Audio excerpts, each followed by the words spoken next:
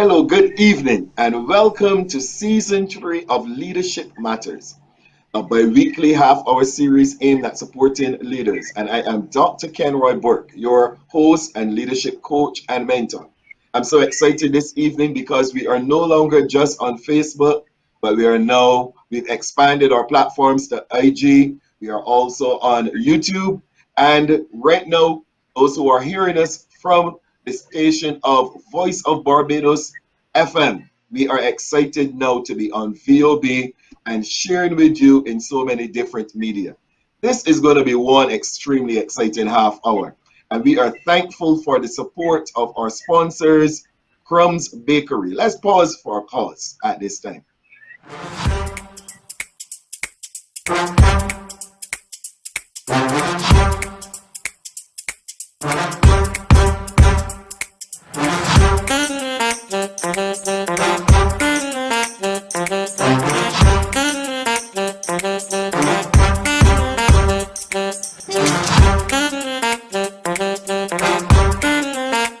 Crumbs Bakery, so good, even down to the last crumb. Indeed, they are so good. This evening, I'm excited to welcome Dawn Richards. Dawn is out of Trinidad and Tobago. She is the CEO of DRA Consulting. She calls herself a service evangelist. And I'm so excited to have her with us this evening for Leadership Matters. Welcome, Dawn. Good evening, and thank you very much, Kenroy, for inviting me to be a part of the show. It's an absolute pleasure to be here. I am, as you said, a service evangelist, which means that I'm very, very much connected to all things customer experience, all things service excellence. I'm also the CEO of DRA Consulting. We are service transformation consultants. And what that means is that we help our clients to become customer centric in the way they operate. Basically, it means helping them to deliver customer happiness. And of course, one of the things that we learned in the 25 years in which we have been in business is that leadership does matter. So I'm really happy to be a part of this conversation this evening. And good evening to our audience as well. Thank you so very much, Dawn. Now, Dawn, let's talk a little bit about your journey. Tell us a little bit about who Dawn is and the journey that she has taken over the years to find herself at this place right now. My journey started, and that's a really interesting question, and you'll discover why by the time I get to the end of the question. My journey started when I was 16 years old. And of course, we will not do any calculations based on how long ago that would have been based on how I look.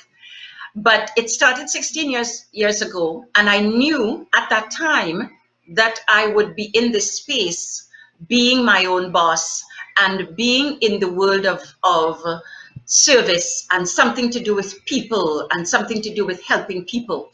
And one of the things I want to share is that it's a fun story. Is when I was in high school, I was put out 1/3 of the time that I was in high school for talking in class.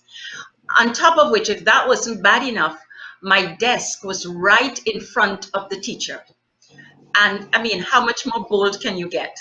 And so I was put out a lot for talking. So I spent a lot of time under a tree in the yard, in the schoolyard. But what that taught me is that whenever someone talks a lot, that we should not be shutting that child up. We should be finding some outlets to help that child to develop that speaking ability. And so here we are. Many years later, I speak and I talk for a living. So gone are the days when we should be shutting people up, because at the end of the day, somebody might be paid for talking for a living. So that sort of was my beginning. The other thing is that throughout my career, and my career has spanned quite a long time, throughout my career, I've always been in the area of human resources or customer experience.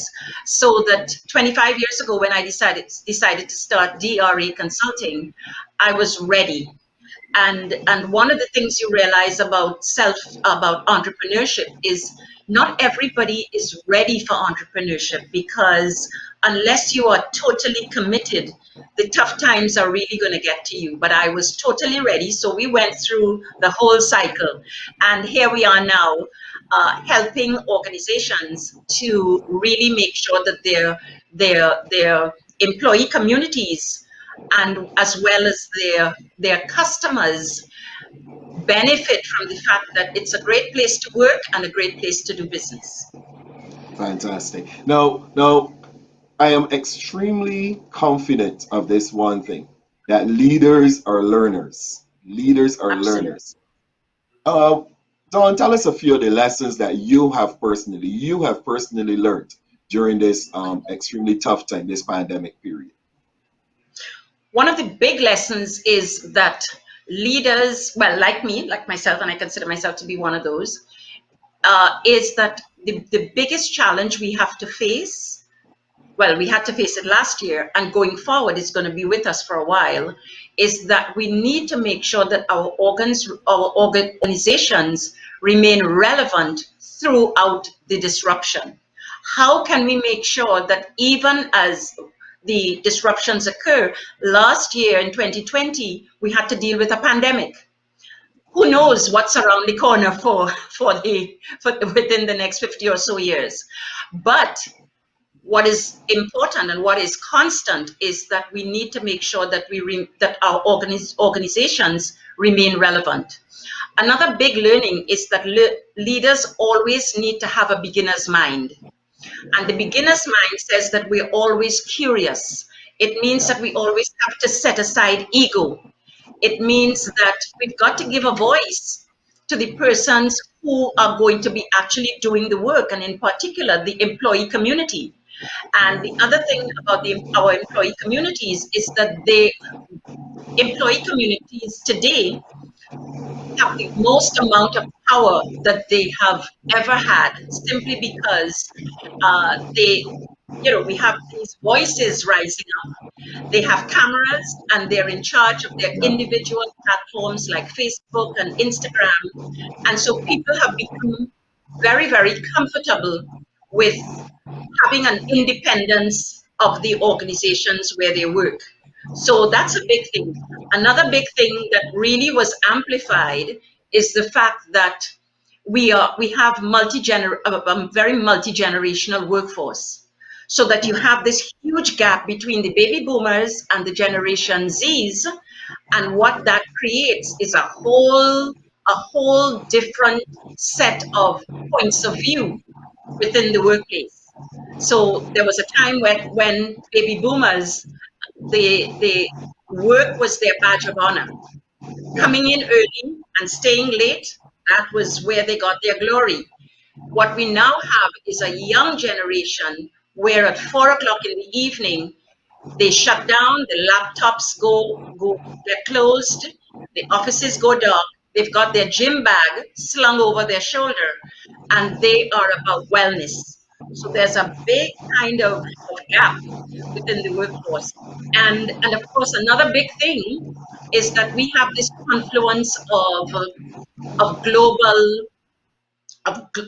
global movements happening. We've got the race relations movement, we've got the gender relations movement, we've got all of these things and diversity within the workforce that's really upending the way in which cultures are being developed.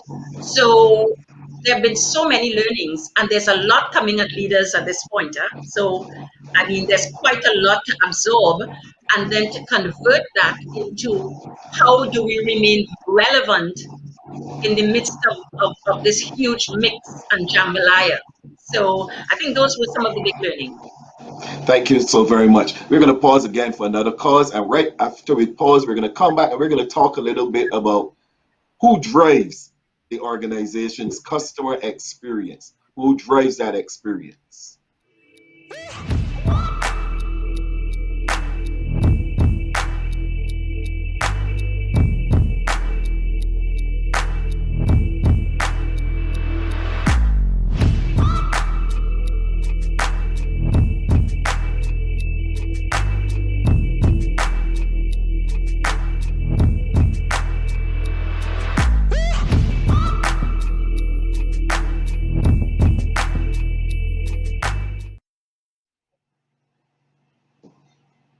Okay, so just before we took the break, we were talking about leadership. Let's talk a little bit now, Don, about who is actually driving the organization's customer experience. Sometimes we tend to believe that there is a customer service department that should be Right. running the customer service experience. Who is really driving this customer service experience? And Kenroy, you just hit the nail on the head, because there is this archaic notion, it's now pretty much archaic, that the frontline people or the customer service department, they're responsible for customer service. And one of the big takeaways that really would have been amplified during the pandemic is that organizations need to become cultures of service. Everybody within the organization is responsible for ensuring that the vision, the brand, the service behaviors are all standardized across every employee and across every point of contact with the customer. And before I go into to really answer the question, I want to give a quick example of that.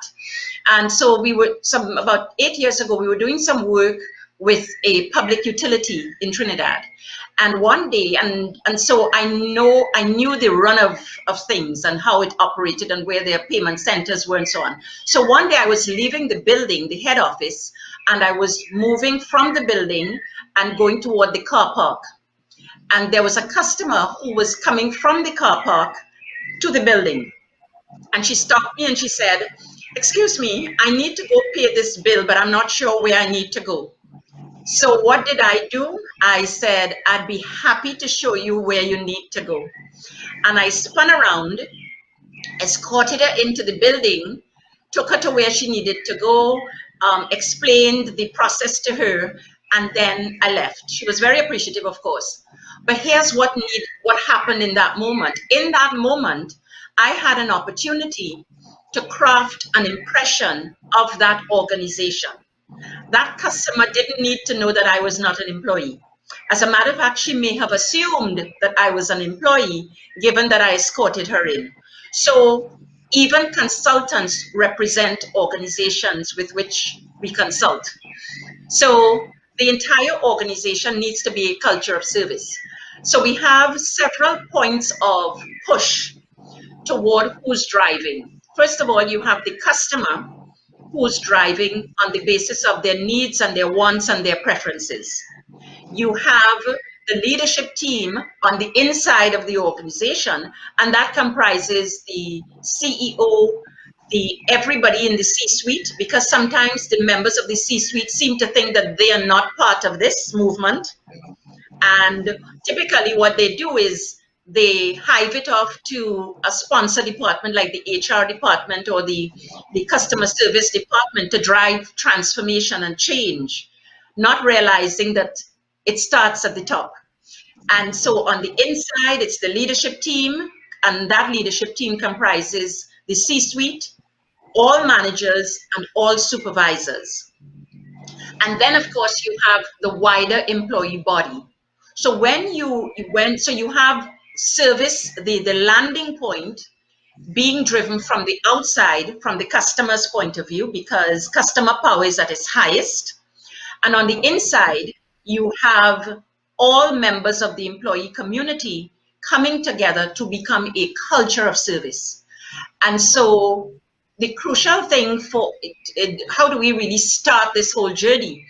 The journey starts with the members of the leadership team, and more so the C-suite personnel, because they're the ones who have to pull together three things.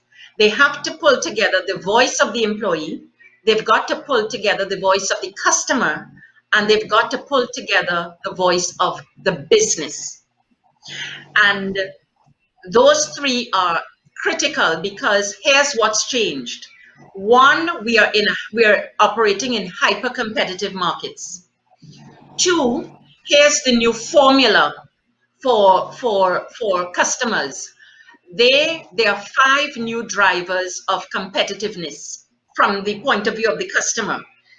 They want a personalized experience. They want responsiveness. They want convenience. they want speed, and they want ease of doing business. So you have leaders and you have persons in the organization who no longer, by now, they should have realized that they can't take decisions for about the customer and for the customer and to add value to the customer. You can't take those decisions in the boardroom. You've got to take those decisions, have to be taken with the customer in mind. And so that's the starting point. That is the starting point. It starts with a new paradigm. It starts with a new approach to service excellence. And also, it says that traditional ways of delivering customer experience no longer cut it with the new customer and the changed behaviors of customers.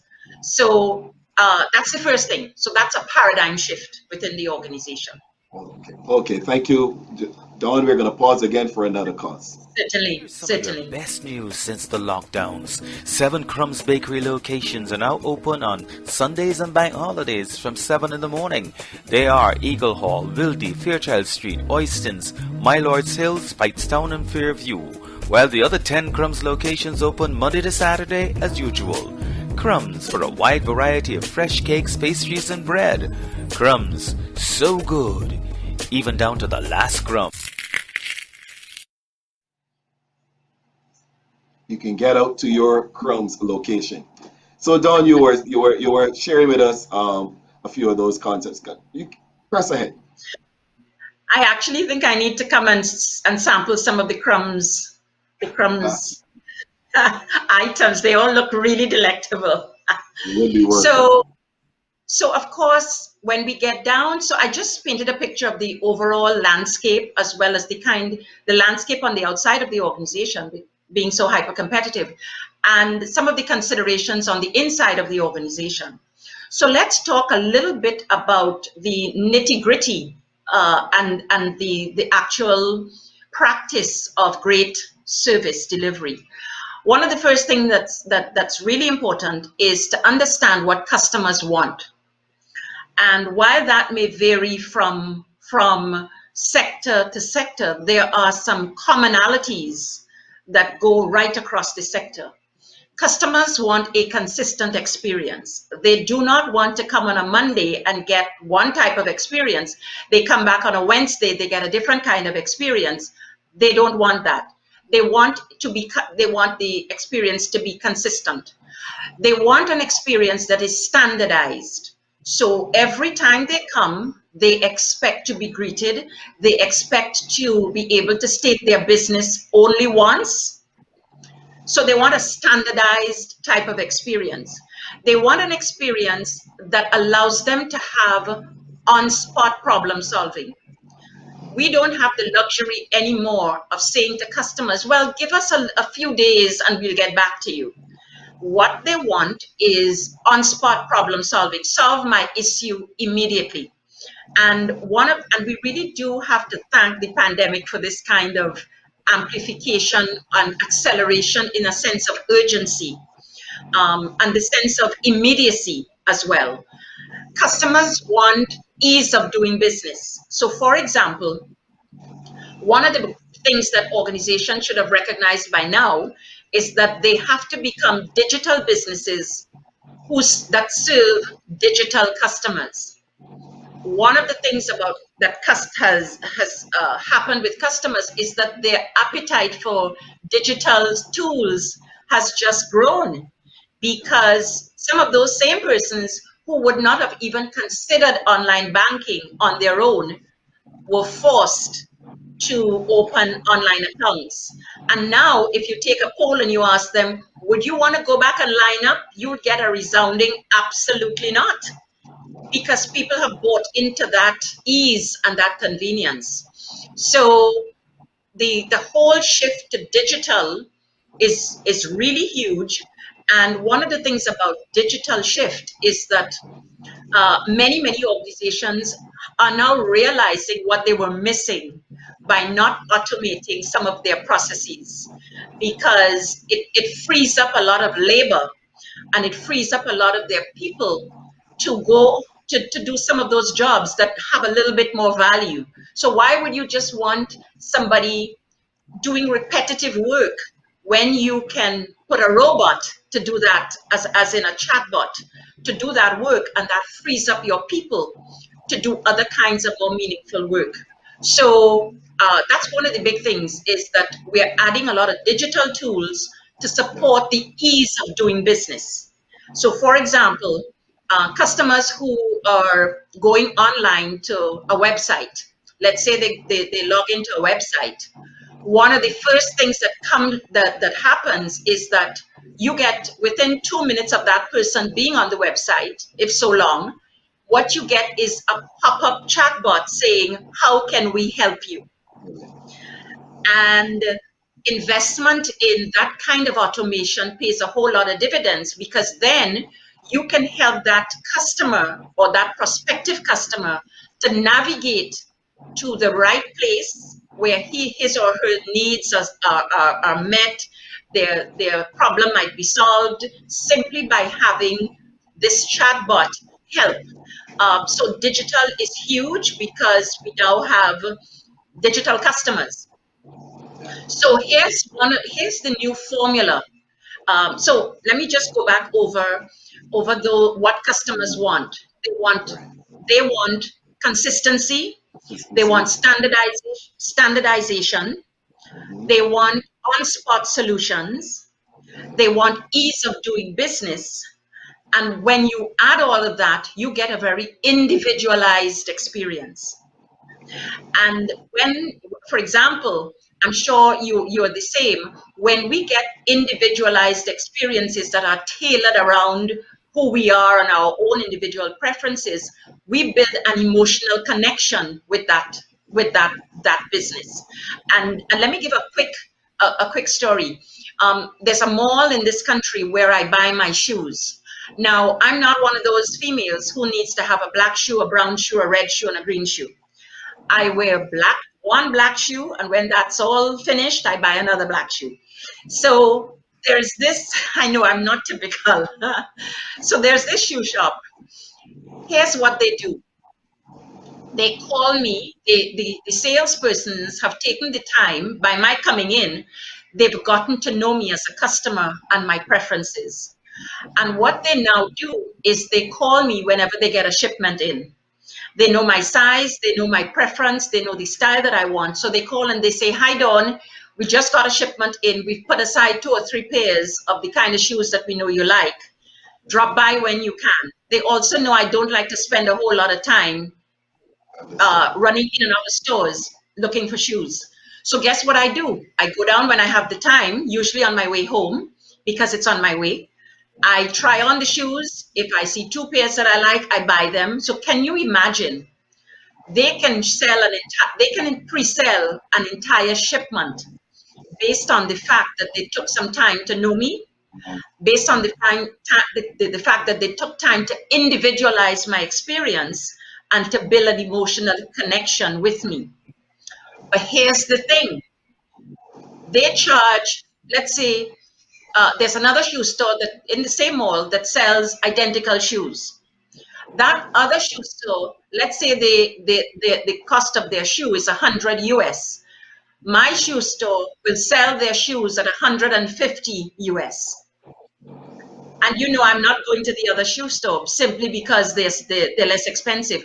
I'm going to my shoe store because I can equate the value that I get from them with the premium pricing.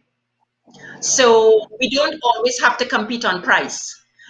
We're now competing on that emotional connection, and customers are willing to open their wallets if they can see where the extra value is coming from.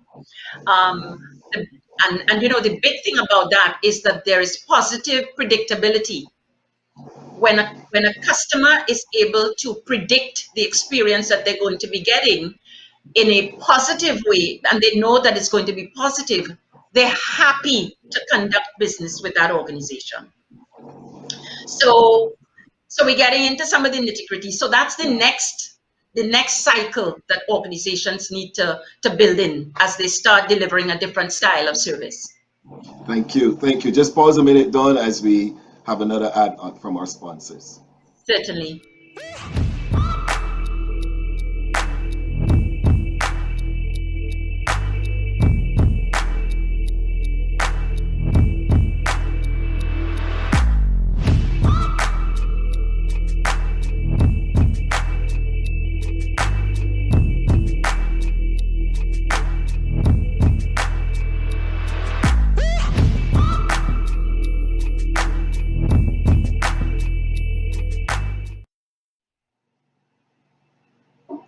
Okay, so Don, as we zero in now, we just have a few more minutes of our program. Half an hour is, how it goes. So as we It zero goes. in now, let's talk now to the CEOs, the leaders out there who are, as you said, you told us up front that they're really the ones who drive from the Mhm. organization's perspective. They're the ones who drive customer experience. Yes. Give them 2 or 3 tips, something for them to take away if they're going to see this post-COVID period benefiting them.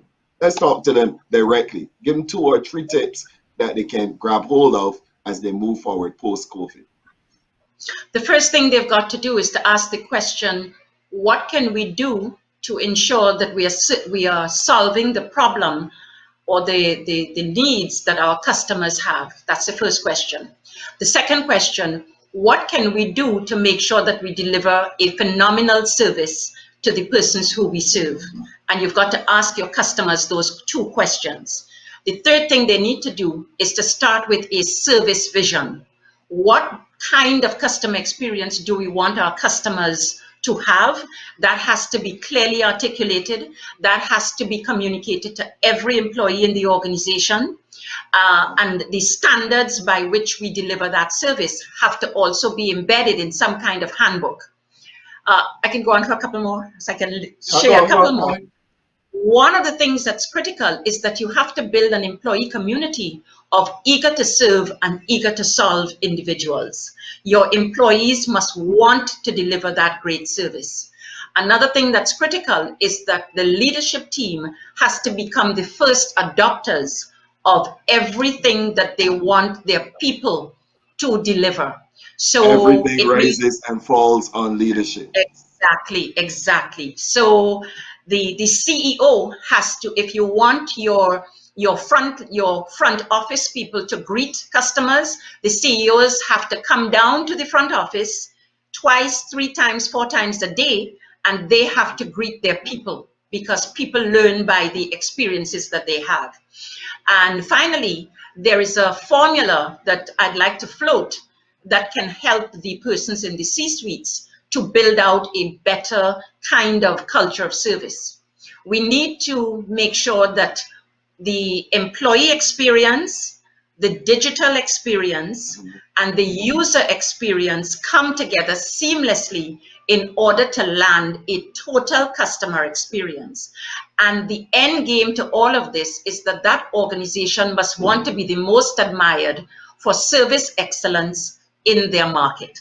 So that there are some very specific things that now need to be done. It starts with the paradigm shift, understanding you have to be a culture of service, so everybody is responsible, understanding what customers want, understanding that there's a new formula, and understanding that there is a very specific methodology that needs to be built out that allows the organization to be able to serve its customers and to serve in a very phenomenal way. There is a science to delivering service excellence. Thank you so very much, Don. We were speaking My to pleasure. Dawn Richards, the CEO of DRA Consulting. She calls herself a service evangelist. Now, Dawn, before you go, a Mhm. part of our program is that we never ever prep you for this. We ask you a Yes. simple question. And today's question to you is, what would you say Mhm. to 16-year-old Dawn? If you had the opportunity to speak to 16-year-old Dawn, what would you say to 16-year-old Dawn right now? I would say to, boy, that's a really, really power-packed kind of question, Kenroy. I would say to 16-year-old Dawn that she should become porous as she goes through this world. Don't allow everything that impacts you to stick to you, because it's critical to make sure that you keep your energy positive. And it's not every stimulus that life throws at you it's not every stimulus that's positive. But we've got to remain porous so that you allow a lot of things to pass through you, especially those things over which you have no control. If I had known that when I was 16 years old, Yeah. I might have been able to sidestep some minefields. But that's what I would say to 16-year-old Dawn. Thank you so very much. I want to It's say been my thank you very much to all those who are watching or listening to us right here on 92.5, 92.9, sorry, FM. We want to thank all of you for joining us this evening. This has been Leadership Matters, a bi-weekly half-hour series aimed at supporting leaders. We encourage you to go out there and check us out on Facebook, on Instagram, check us out on YouTube, and we're also posting some things on LinkedIn. So I'm encouraging you to be a part of the discussion, the leadership discussion that needs to drive our organizations in this post-COVID period. Thank you so very much, and see you again in the next 2 weeks. God bless you, and thank you.